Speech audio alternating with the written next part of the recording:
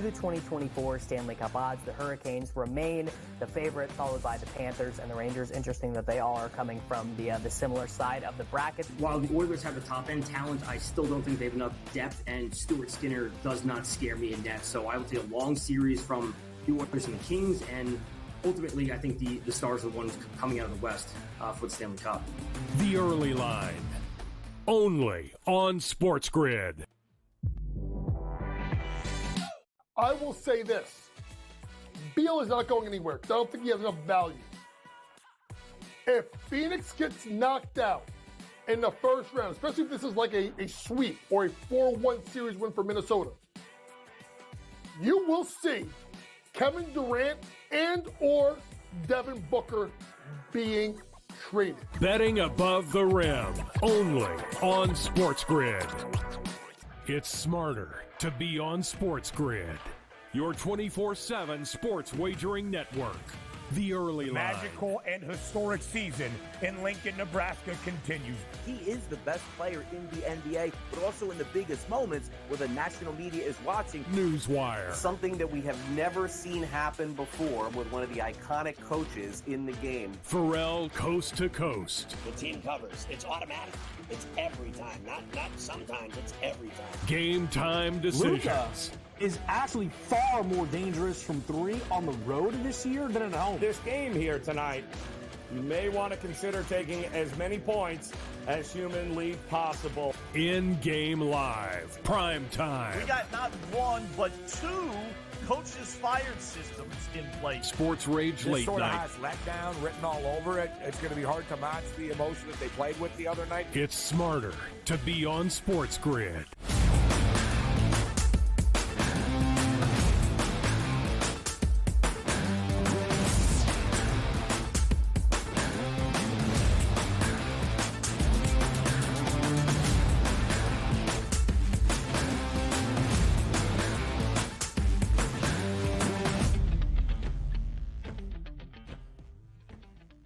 Welcome to hour number 2, live right here on this Wednesday morning on the Early Line on SportsGrid. Hour number 2, day number 1 of the month of May, following a huge Tuesday night in the National Hockey League Stanley Cup postseason. I am Ben Stevens. Donnie right side is there on the right side. And now joining us in the middle, it is Joe Madden to look back on a quadruple header of game number 5s last night. And Joe, in every spot last night, there was a series clinching potential.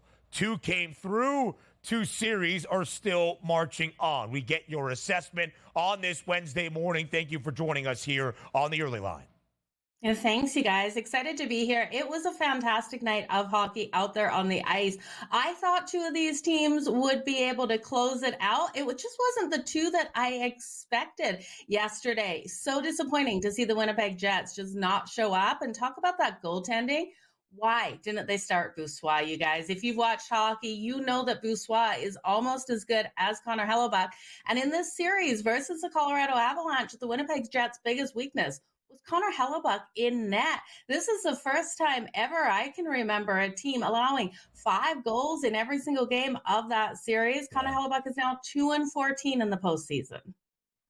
An offensive avalanche for the Avs. We'll look at that game in just a moment. But, Joe, we start in Carolina. The Canes heavily expected by the odds makers to wrap up this series against the Islanders in 5 games. And Carolina does exactly that. A minus 255 home ice favorite on the money line entering game number 5 last night against New York. It wasn't super easy. The Canes got off to a good start in the opening period. They scored 3 goals. The New York Islanders, though, respond in the second. It was tied at 3 entering the third before the Canes score the final 3 goals of the game in the third period and of this series. Carolina wins 6-3. What stood out to you most about the Canes in this opening playoff series against the Isles?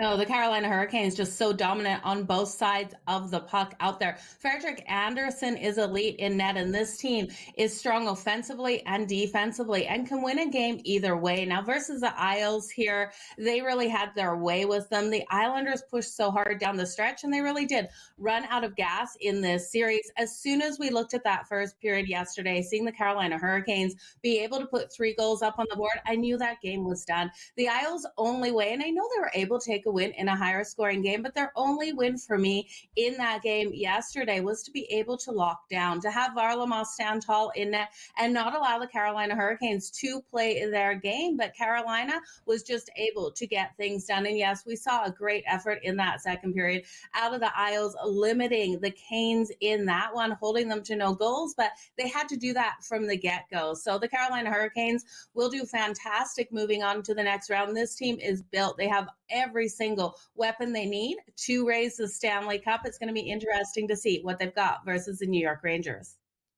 Always tough, Joe, to go on the road in a closeout situation and beat a team in their own building. And it was a great game. You might see 6-3 as the final score here between the Avalanche and the Winnipeg Jets, but we were tied up at 1 at the end of the first period. Midway through the second, a Morrissey power play goal tied us at 2. And then even early in the third period, Toffoli gets a goal to make it 3-3. And then Mikko Rantanen, back-to-back goals to put away here the Winnipeg Jets. What are we looking at for the Avalanche moving forward? And that's a great series win for them. Yeah, fantastic series win for the Avs here. They will go on to face the winner of the Vegas Golden Knights or the Dallas Stars series. So they're going to have every opportunity to take the next round. This team is playing so strong offensively. We do need to see more out of Georgiev in goal here for the Colorado Avalanche. Last night, we did see the Winnipeg Jets give it their best effort. They put, I believe, 36 shots on him. He did allow those 3 to go in, but you can't blame him for that. The first game out of the playoffs, he was weaker, and he has stepped up each and every game. So still my biggest concern for the Avs going into the second round, but great game last night. You can't take it away from them. Rantanen able to get 2 goals and an assist. Nathan McKinnon with those 2 assists out there. But you got to hand it to the Winnipeg Jets. Offensively, this team stepped up. 36 shots on goal. We saw Tyler Toffoli get that goal in the third period. Kyle Connor opened things up, but Connor Hellebuck again, the weak spot here for the Winnipeg Jets. And everyone talks about this team, how they do choke come to playoff time. And Connor Hellebuck really did out there. He looked so strong during the regular season with a goals against average right around 2.46. In the playoffs here, it was over 5, you guys.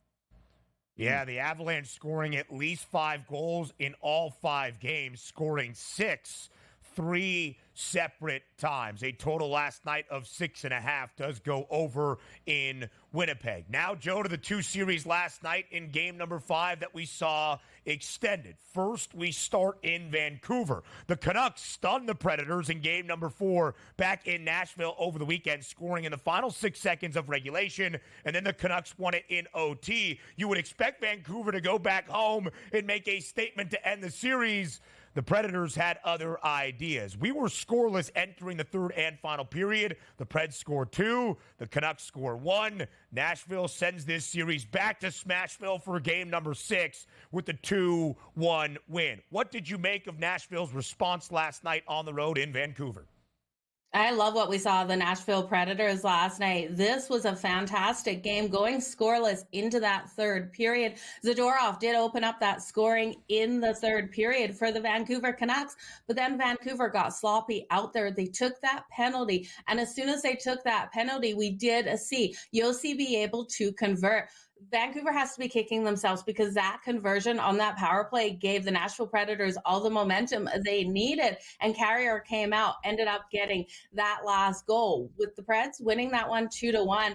It was a fantastic showing out of both defenses. We saw the defenses step up, the defenses getting those block shots, but those mistakes cannot come, especially between these two teams. These two teams are so very similar out there, and we did see a stronger night out of Saros. He saved a couple more shots that in the games prior we would have seen him let in. So he stood tall in net. The Predators played so strong on both sides of the puck, and Vancouver gave them that opportunity, allowing them on that power play to convert, to finish that one up. So I'm glad to see this one go back to 6. I think it does go all the way to 7 in this series, but Vancouver Canucks ultimately take it in their home building in that game 7, you guys. Bruins let one slip away yesterday, up 3-1 with a series lead on home ice. No Austin Matthews here for the Maple Leafs. They let this one get away with an overtime victory for the Leafs, breathing life back into the Leafs as they head back home to Toronto. What did we see out of the game last night? And also, is there a chance the Leafs can pull off this deficit and get the win in the series?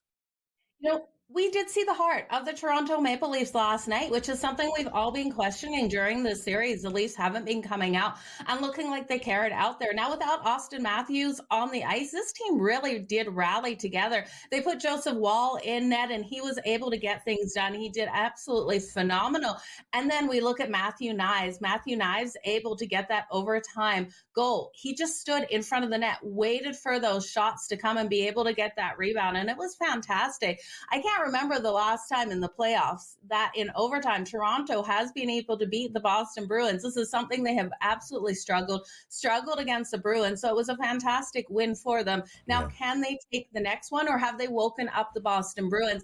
And you guys, we have to talk about Brad Marchand out there. He was going at one of the players.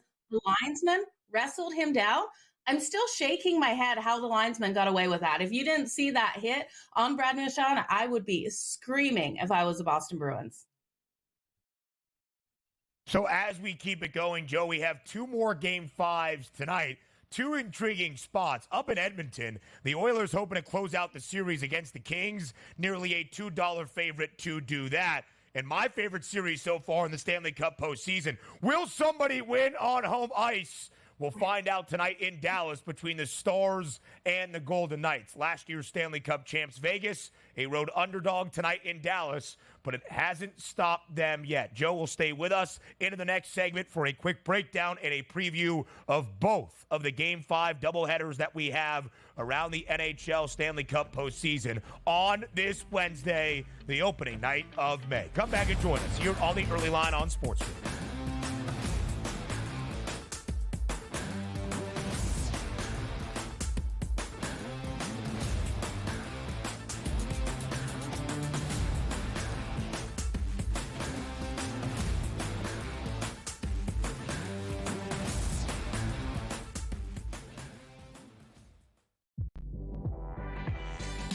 I will say this. Beal is not going anywhere because I don't think he has enough value.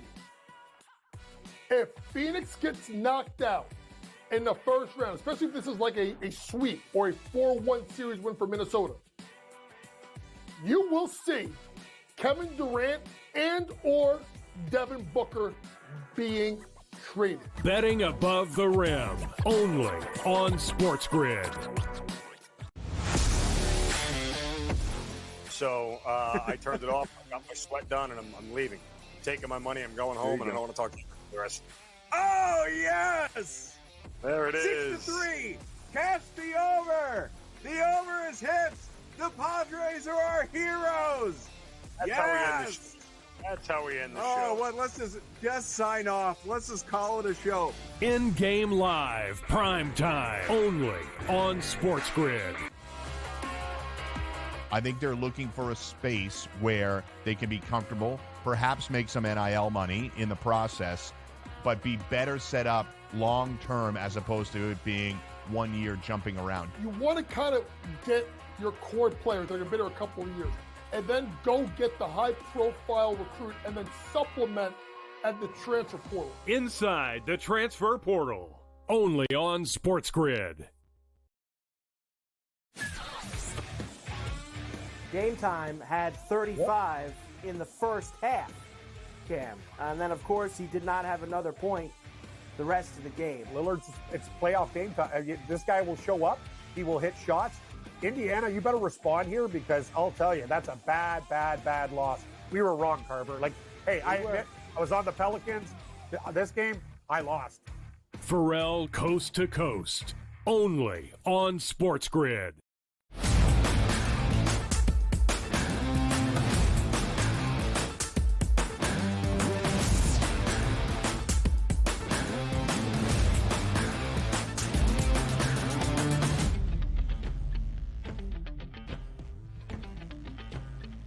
Listen, there's so many Game 5s in the National Hockey League in that Stanley Cup postseason. Joe Madden had to stay for all of it. The recap of the quadruple header on a Tuesday on this opening day of May. a doubleheader. 2 more Game 5s tonight. Joe, we start with what I said was my favorite series so far in the Stanley Cup postseason. You work all year to have home ice advantage, only for it so far in the series between the Golden Knights and the Stars to mean absolutely nothing. Tonight we return to Dallas for game number 5, where Vegas won both games of this set to start off. Dallas returned the favor in Las Vegas in games 3 and 4. So we're tied at 2 games all, and the Stars a pretty hefty home ice favorite. Joe, will they make good on that number, or will the road team keep winning here in this series? I think we see the trend of the road team dominating these games continue here. I love the plus money we're getting on the Vegas Golden Knights. It's really interesting to see the Stanley Cup defender here in the Vegas Golden Knights has been the underdog in every single game of this series with the Dallas Stars, and I think they can get things done tonight. So I'm going to jump all over them here. I just can't see Vegas losing 3 in a row. We all thought when it went back to the Fortress, back to Vegas, that the Dallas Stars would be done and would be swept. At least I did here. I'm expecting more out of Vegas. They need to step up on the defensive side of the puck. They do have the stronger goaltender here in Logan Thompson, and I believe as well. So I think Vegas can get it done. Oilers looking to close out the Kings tonight up in Edmonton, Alberta tonight. The Rogers Place will be rocking, and a heavy favorite for the Edmonton Oilers at a minus 188 price. And we are expecting goals tonight. Once again, a total listed at 6.5. Joe, what happens tonight? Do the Oilers move on, or the Kings extend this series?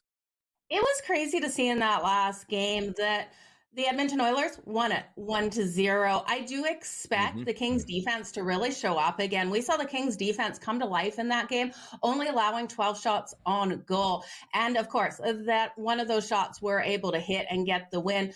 I think in this one, it still goes over that total of 6.5, though, because if the Kings do go down, we're going to see them pulling Cam Talbot or David Rittich, whoever gets the start in net for them. I can't take this series to the under, even though we only saw 1 goal in the last.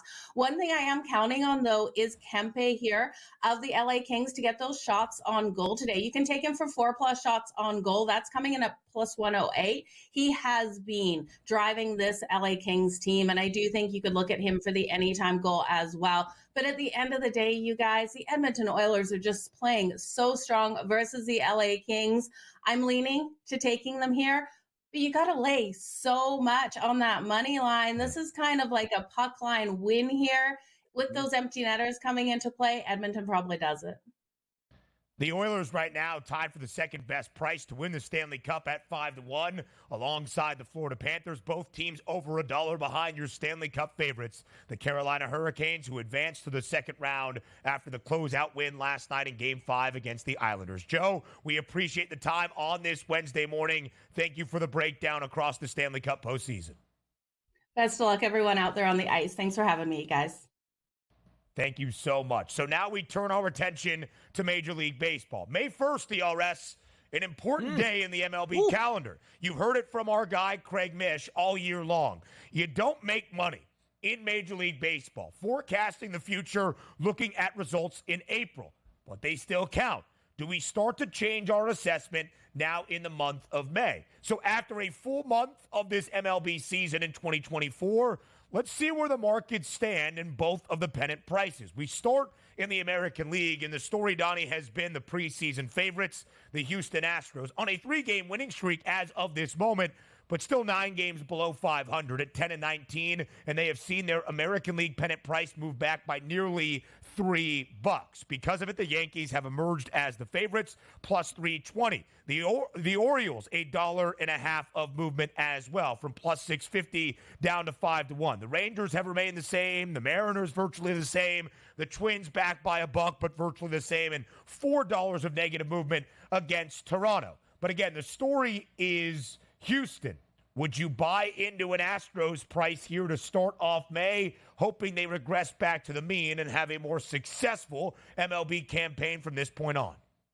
You probably would want to because, again, it's a 6.5 game lead that the Seattle Mariners technically have over right now for the Houston Astros if they want to win that division. Now, you don't have to win the division to make the playoffs. You can still get a wild card spot, but maybe that could be their best angle. You can whittle that away and maybe gain a game and a half per month here, and then you're looking at a great closeout in September. But there's too many good players on the Houston Astros to be this bad. And as you said, they've won 3 straight games here. Now, last night, you're not getting. Usually the Houston Astros we win games 4-3, 4-1, 4-2 because we have a great bullpen and great starting pitching, and we have a very good 1 through 7 or 8 in our lineup on a day-to-day basis. It hasn't really factored into that. So yes, at this point right now, as much as bad baseball as we're getting out of the Houston Astros, it's not time to put them away because you got, as you said, May, June, July, August, and September. You have 4 full months to get this thing right. And what I mean get it right is not play like 800 baseball throughout the summer. Just claw back. Be within 2.5 games by the time you get to September and say, we have the pedigree to win this. We'll get some of our pitchers back that will be healthy around that time, and away you go. So if I'm looking at the Houston Astros, there's still a bye team here, and maybe it would be different if they were on another losing streak here. But good to see them finally win some games here to get that positive momentum back. Listen, last week the Astros had a plus money price to make the postseason. Now it's minus 114. If Houston is in the postseason, the team has reached the American League Championship Series 7 consecutive seasons. You should buy back into Houston. Any other bets, DRS, in those American League pennant odds that you think entering May might tickle your fancy? I'll tell you, look, I'll take the opposite approach. Teams I won't be betting: the Guardians, Royals, Tigers, Twins, and White Sox. Look, I know one of those teams has to win it and will get home field advantage in the first round of the playoffs. I just don't think they're up to par with the other teams. The American League East is really strong, and if we're expecting the Houston Astros to bounce back, the Texas Rangers to get back into their fold, they're only 16-14, by the way, not even playing great baseball, and we'll see what we get out of Seattle. I'm just a seller on the Central, which you could say same thing in the National League for me as well in the Central. Just the way it is. That's interesting. It is interesting, though, just based on the start to this season. The White Sox are the worst team in baseball, 6-24, but all 4 other teams in the AL Central, a winning record as of this moment. In the Twins, the hottest team in the bigs, they've won 9 straight games. We'll go to the National League and where the market has moved in this opening month of MLB. Up next.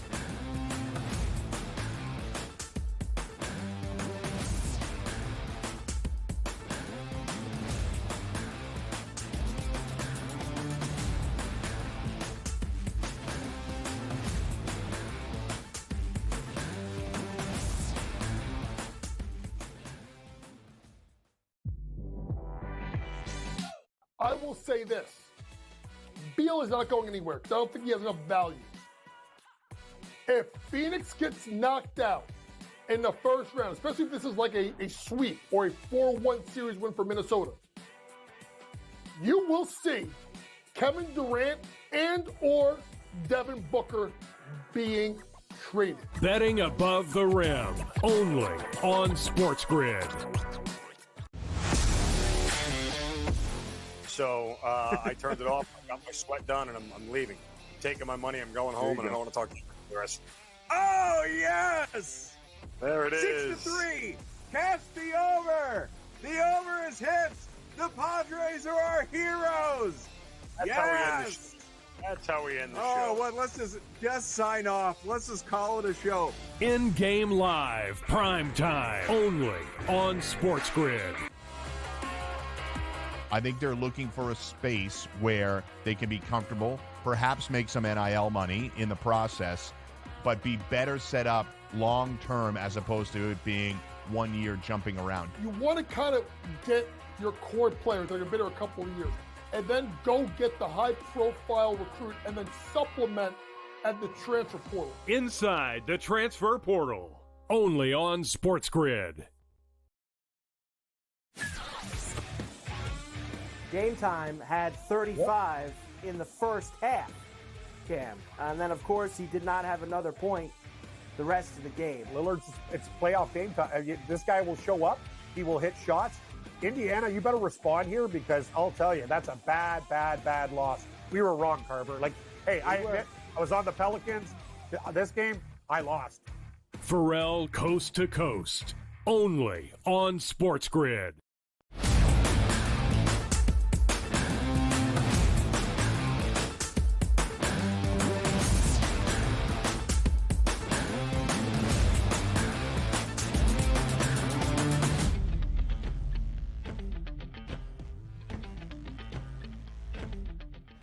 It is May 1st, live right here on this Wednesday on the early line on SportsGrid. A full month of the Major League Baseball season is now in the books. Of course, it started March 28th, but really we look at April as our sample size. Now it is May. Where have the markets moved for the contenders around MLB? We showed you the American League, a lot of negative movement against the Houston Astros. The Yankees, the favorites. The Orioles have that second best price at 5-1. Baltimore and Cleveland tied for the best record in the AL.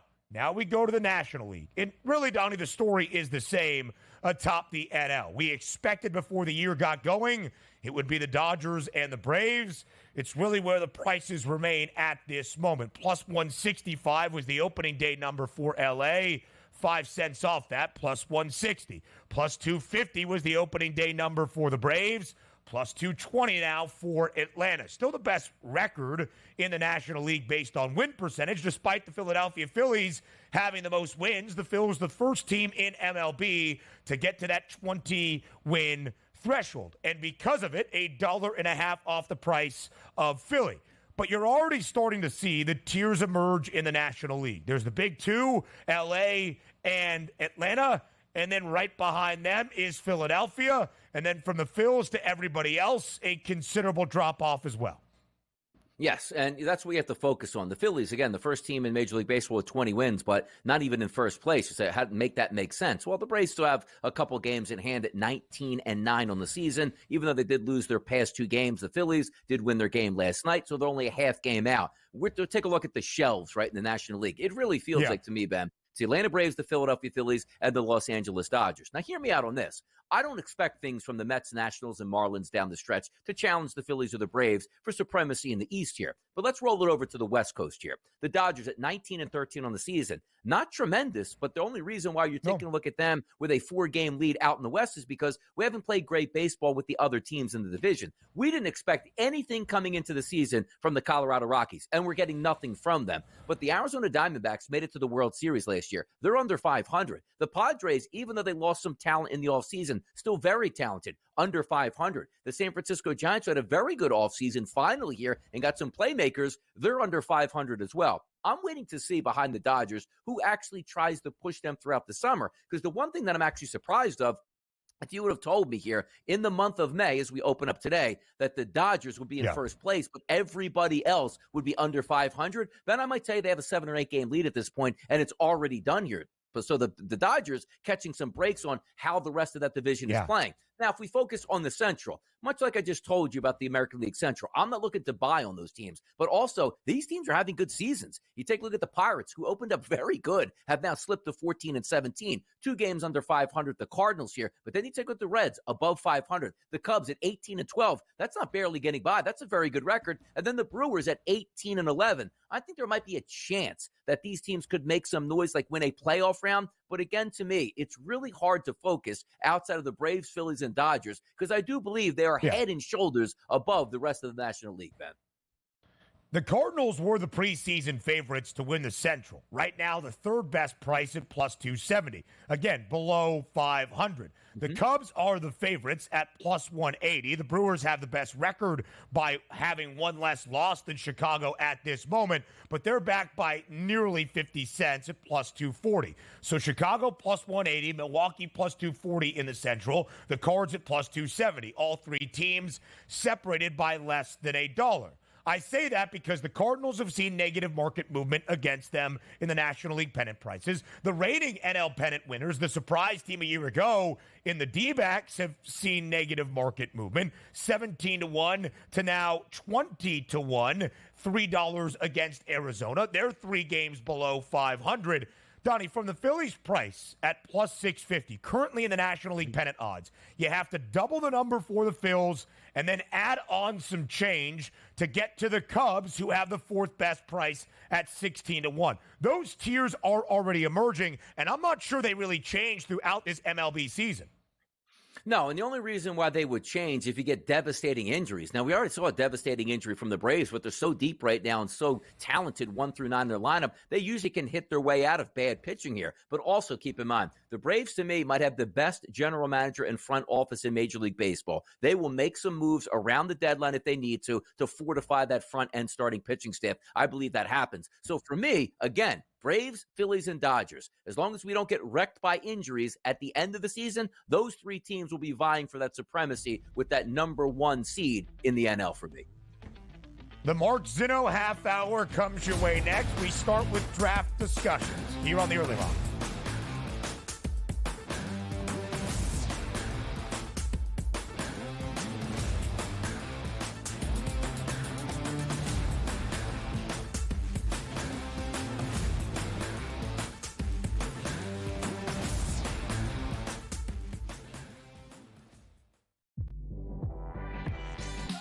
I will say this.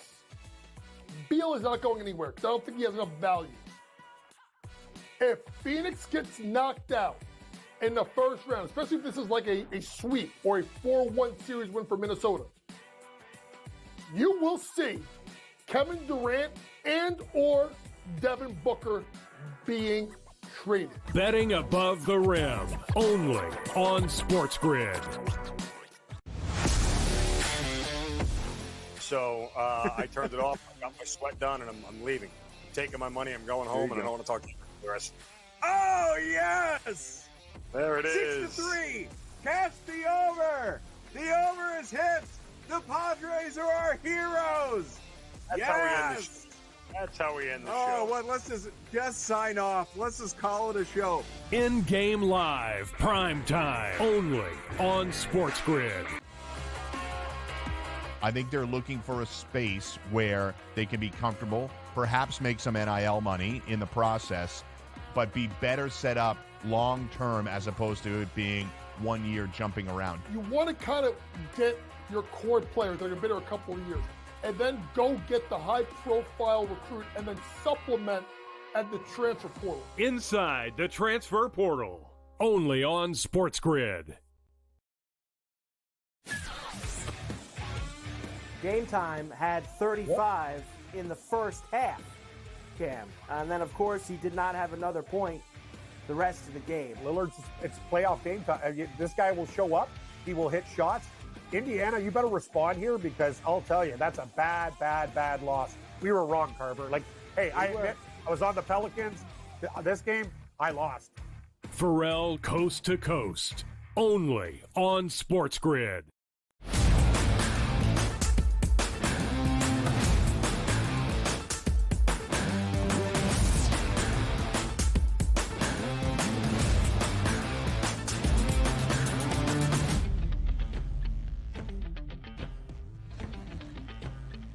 Hey, did you hear? It's the opening day of May, live right here on this Wednesday morning on the Early Line on SportsGrid. I am Ben Stevens. Donnie right side is there correctly on the right, the man in the middle for the next half hour.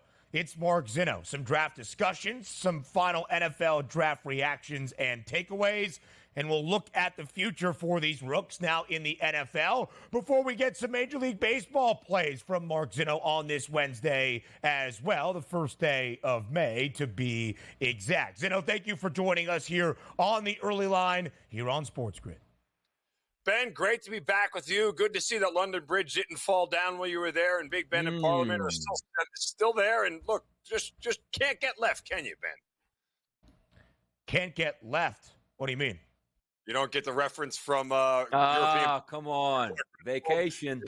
Come on, Ben. And he's I just can't. Look, kids, Big Ben.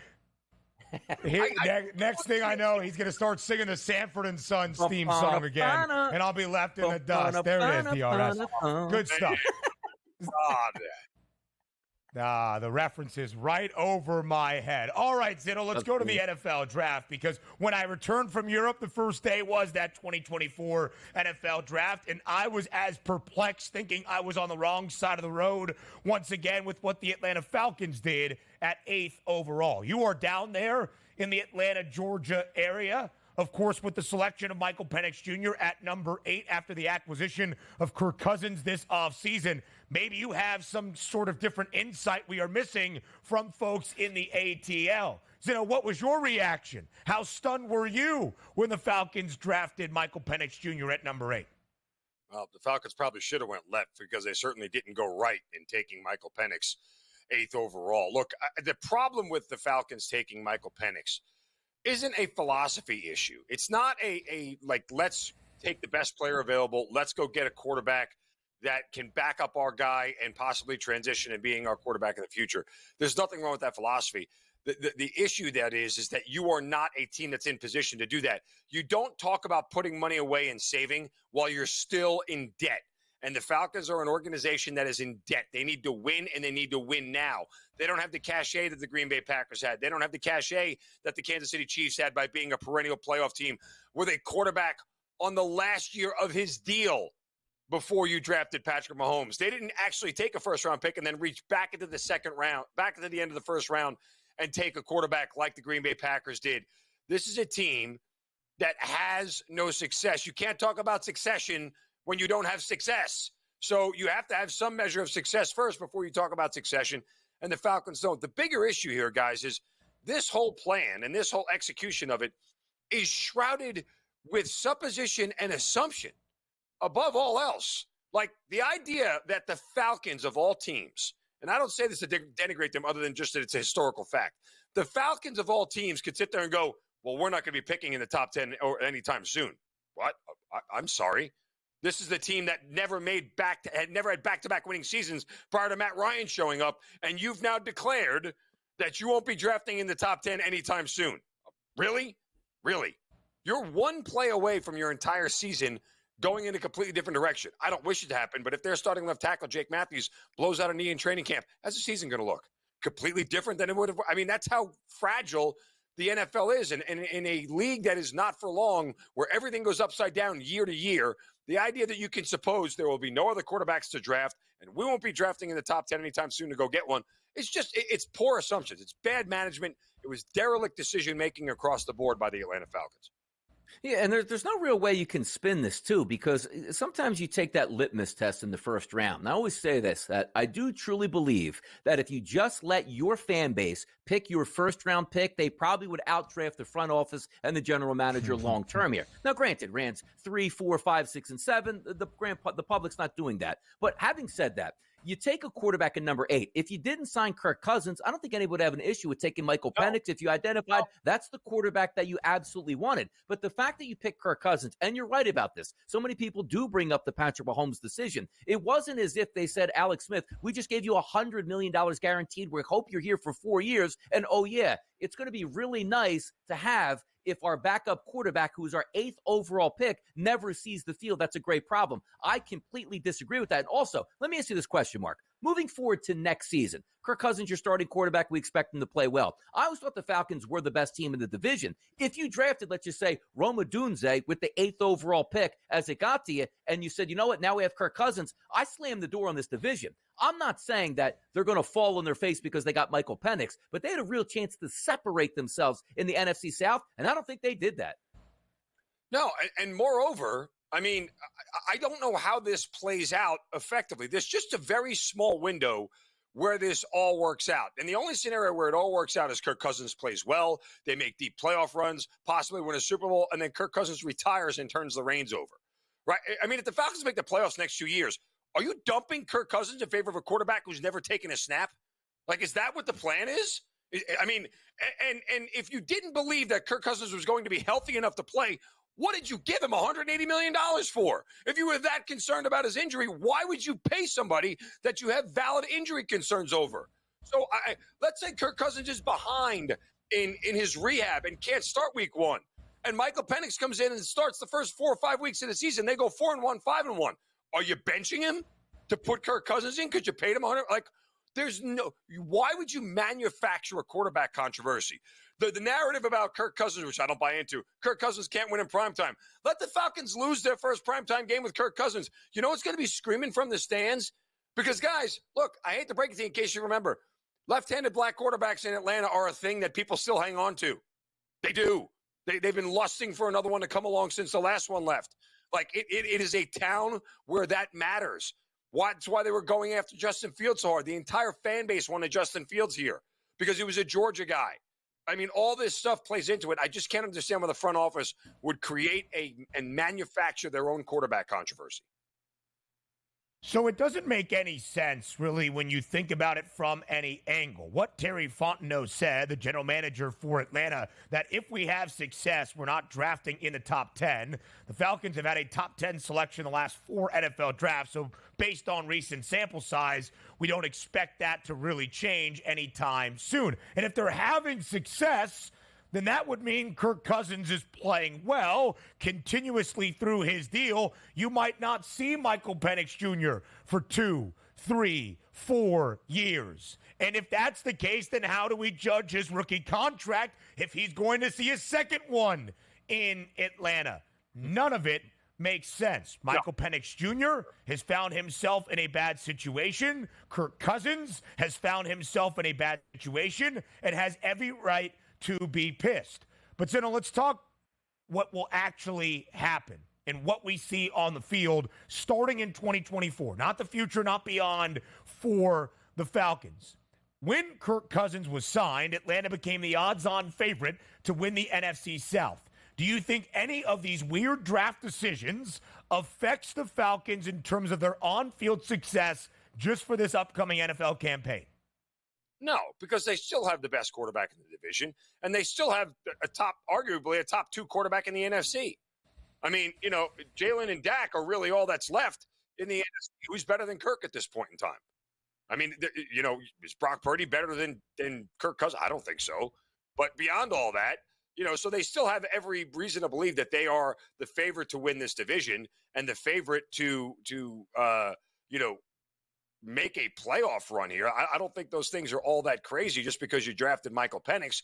It just creates a whole level of, confusion and everything else that goes on.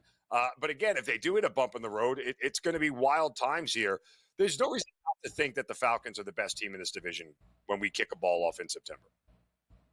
It will be a very interesting decision for Raheem Morris, the new head coach in Atlanta, to make. His new offensive coordinator, Zach Robinson, joining him from L.A. as well. Again, the Falcons made some peculiar decisions throughout the NFL draft. But now we go big picture. How will these rookies stack up in the NFL? Find out next on the Early Line.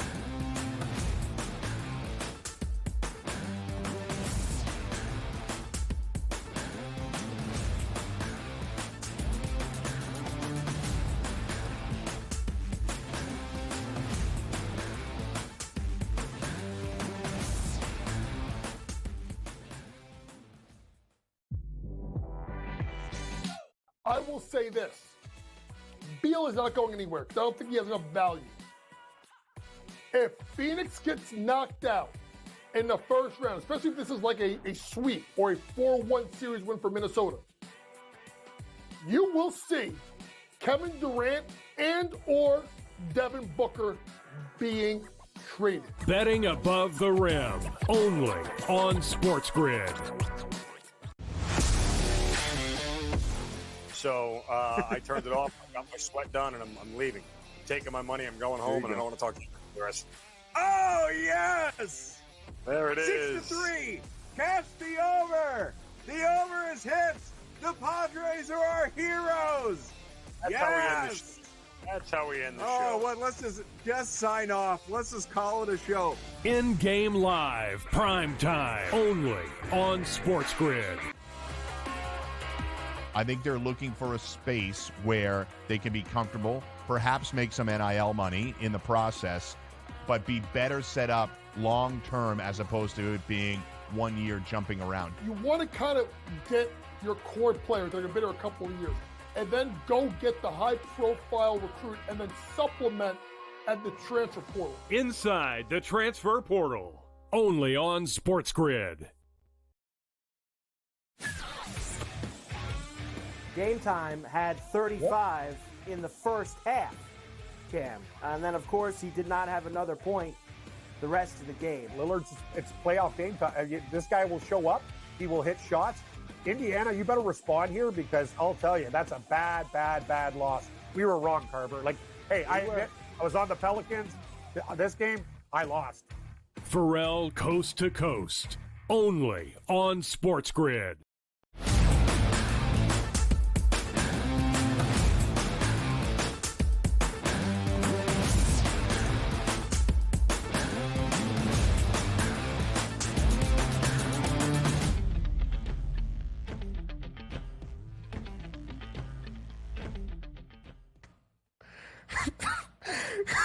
Sometimes you learn things again in the final 5 seconds of a commercial break, even about the guy you work with each and every day. He's Donnie Rightside. Mark Zinno joins us for a second consecutive segment to look at the NFL draft as a whole. Zinno, a historic NFL draft. We talked about one of the quarterbacks taken in the first round, but we saw 6. The most ever in the opening round in modern draft history dating back to 1997. And all 6 QBs go in the top 12.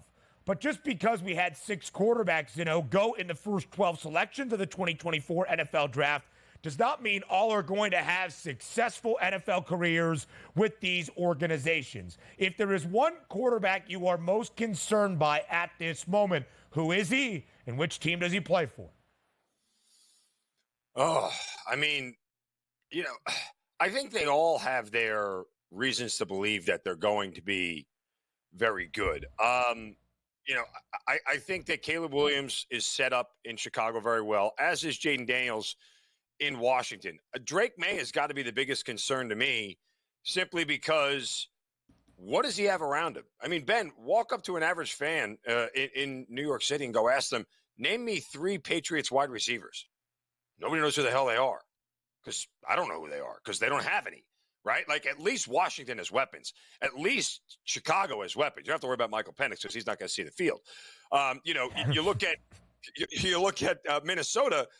J.J. McCarthy is walking into a system that's going to benefit him very well. He was drafted by this team particularly for this system. And Bo Nix has Sean Payton, maybe the best schemer and play caller of my lifetime, in his back pocket. What does Drake May have? I don't know. I don't know what he has. There's not a running game to speak of. The offensive line isn't great. Hunter Henry may be your best target, and the 3 wide receivers may as well have been picking up trash last week. I mean, that's the toughest of all the situations, if you ask me. If we're taking a look at the quarterbacks as a whole, like we see that top 12 picks, 6 quarterbacks went. But the question for me, for you, Mark, is the team that was actually in the top 10 that does need a quarterback that didn't select a cornerback and went with a top flight wide receiver in Malik Neighbors. So if I'm lining up the Giants, do you think the Giants made the right move by not securing a quarterback and just taking the talent at wide receiver? Because the wide receiver is not going to get the football from a quarterback that throws like 10 touchdown passes a year at this point. I mean, I may be angry and apoplectic about the Falcons. I'm just nauseous about the Giants. Like, I don't know. Like, you just took all the wind out of my sails, DRS. Like, I was having a good morning, and now you have to ask me about the Giants. Does anybody have any real confidence about what the Giants are doing at all? Like, nope. I don't know the answer to that question. I mean, you knew you were going to see what Daniel Jones was worth for the final year of his deal, because they can get out from underneath his contract after this year. So you knew you were kind of tied to him at this point in time, unlike the Falcons, who forgot that they were tied to Kirk Cousins. Sorry, I digress. But nonetheless, I think there is a semblance of the Giants looking at it going, we need to have as much on offense as possible. We need to replace Saquon Barkley in some size, way, shape, or form, at least yardage production from that standpoint. And we need to find a way to score points because it's an offensive league. And this is more of Brian Daboll, why he was brought here, was to be able to craft an offense that actually works for Daniel Jones. Now, the Giants may very well be picking a quarterback next year, even though, according to the Falcons, they won't be any ones that are available, as we bring that up again, because, that's why they drafted Michael Penix. But the Giants are a team right now that has to figure out what their franchise quarterback looks like for the future. And I don't know that we're going to get any closer to that answer when we kick off a football in September or at the end of December. The Giants have a win total of 6.5, and the under has the hefty juice for the 2024 NFL season. The only thing I'll say for New York, there were reports they tried to move up to that number 3 spot, maybe targeting Drake May. Maybe they thought there was a drop-off from those top 3 quarterbacks to even guys like Penix or Nix or J.J. McCarthy, so they didn't want to take one at 6th overall. You'll never truly know a War Room's assessment on individual prospect, but it's not a good situation. And things do get dicey for Brian Daboll and Joe Shane entering year number 3. Zinno, we have some season-long props out already for 4 of the 6 quarterbacks, and the 2 that don't really speak to your point. Maybe because Drake May has nobody around him. He has no yardage prop listed at this moment. And Michael Penix Jr. is not going to see the field more than likely in 2024, so no prop out for him. But Caleb Williams, Jaden Daniels, J.J. McCarthy, and Bo Nix all have a season-long number for their rookie years in the National Football League. Any of those yardage props catch your eye to project what these rookie QBs can do in year number one? Bo Nix. Just because of the offense in Sean Payton, that's a low number. That's a really low number. If he plays all 17 games, what does he got to throw for 150 yards to get to 3,000? That's what the backup quarterback does in college games. Like, I mean, listen, Bo Nix might not be all that in a bag of chips. When you're making that bet, all you're making the bet on is that he's going to play a majority of the games. We keep forgetting how good Sean Payton is. Like, I know that there are some questionable decisions and everything else, but Drew Brees didn't really do anything notable until he got to be with Sean Payton, because Sean Payton is the best offensive mind of our generation. Sorry, Andy Reid. I still think it's Sean Payton.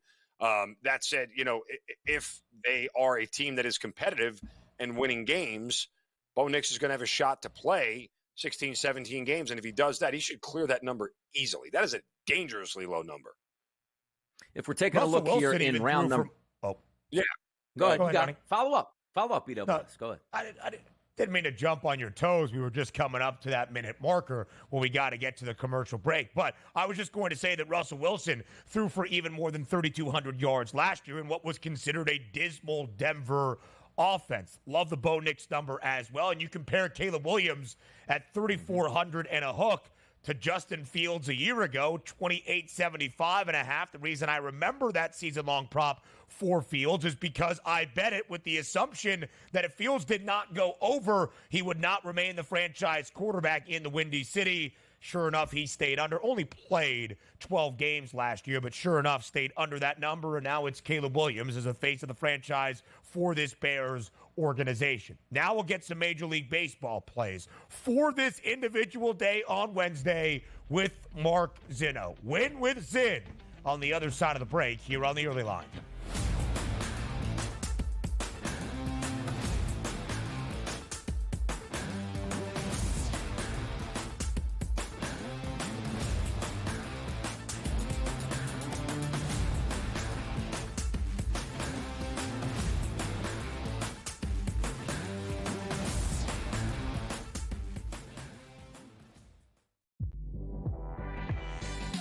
I will say this.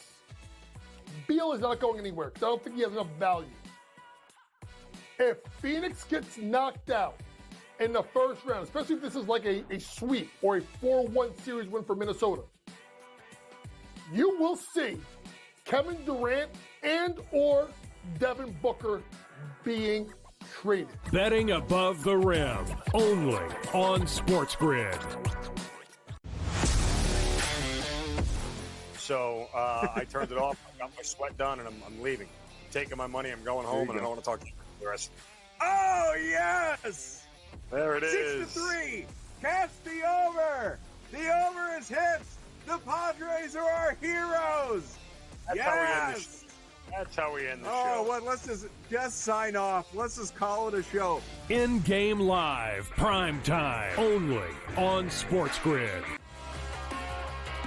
I think they're looking for a space where they can be comfortable, perhaps make some NIL money in the process, but be better set up long-term as opposed to it being 1 year jumping around. You want to kind of get your core players that have been here a couple of years and then go get the high-profile recruit and then supplement at the transfer portal. Inside the transfer portal, only on SportsGrid.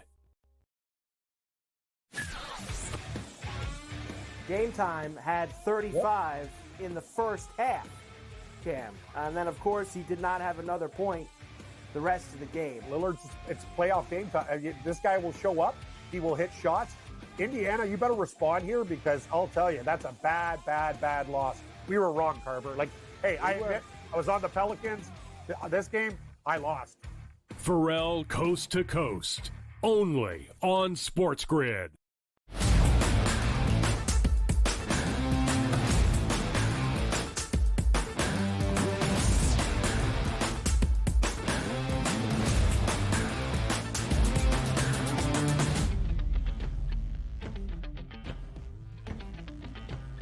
Major League Baseball matchups on this Wednesday to look around the bigs. Mark Zinno joins us for a third consecutive segment. Ton of day baseball on this Wednesday. And Zinno, it's been a focus so far this week, the AL East showdown between the two top teams in the division, the Baltimore Orioles and the New York Yankees. Playing in Camden, Baltimore has loved the home field advantage. They have taken both of the opening two games of this set, favored to take game number 3 today with Corbin Burns on the bump. First pitch scheduled for just after 6:30 p.m. Eastern time. Baltimore at this moment a minus 158 home money line favorite. Will they make it 3 consecutive wins tonight in Camden? Well, I mean, I'm torn. Loyalties are torn because obviously I'm a Yankee fan, and I bet on the Orioles season win total over 91.5 wins. So I'll stack as many of them as possible. Look, I mean, the Yankees have sort of strung together, and we've seen this before out of them. I think it was a year or two ago, where through the first month of the season, they got above board pitching from not above board pitchers. And that's what has happened. And you start to get a sense now that we turn the calendar 30 games into the Major League Baseball season, that some of these guys are going to come back down to earth a little bit. And that's really, I mean, Lucas Gill might be the litmus test for it all, as he was very good in his first couple of starts. And he may get banged around by a legitimate lineup tonight. So from my standpoint, I wonder, how good this Yankee starting rotation is and if they can keep it up. Lines are closing here in the East right now between the Yankees and the Baltimore Orioles. Like from a betting perspective, before the series started, I believe we're looking at prices plus 175 or higher at the FanDuel Sportsbook. As we take a look at Baltimore with a couple straight victories and a chance for another one today, the New York Yankees sit at a plus 100 price to win the East. The Orioles at a plus 140 price. Then we take a look at the Blue Jays, Rays, and Red Sox at 9-1, 13-1, and 28-1. Looking at the Yankees and the Orioles right now, and again, that price gap is closing. Is it still a Yankee back for you in this one, or is it the Orioles by saying, for this like myself, it's plus money? I think these teams are neck and neck, and I'll take the plus money here. Well, you guys know I was never backing the Yankees to win this division. I mean, I'm a Yankee fan. I was just being realistic about it. I thought it was insane that they were priced the way they were. It's always been the Orioles for me to win this division because I thought they were the best team in this division going into the regular season. So, and again, you have to wonder if the Yankees don't win the division, do we ever see Aaron Boone get let go? And if that's the case, Ben, do we have to wonder about if the Yankees, like Kentucky, are still a top job in Major League Baseball? Do we have to start? I had to get. I apologize. I had to get it in. It's your first day back. I'll let you guys debate that because I don't give a damn if the job in the Bronx is still top 3 in MLB. Obvious answer is yes. I care way more about Kentucky. Mark Pope putting together a great transfer class, by the way. Only a 40-cent distinction.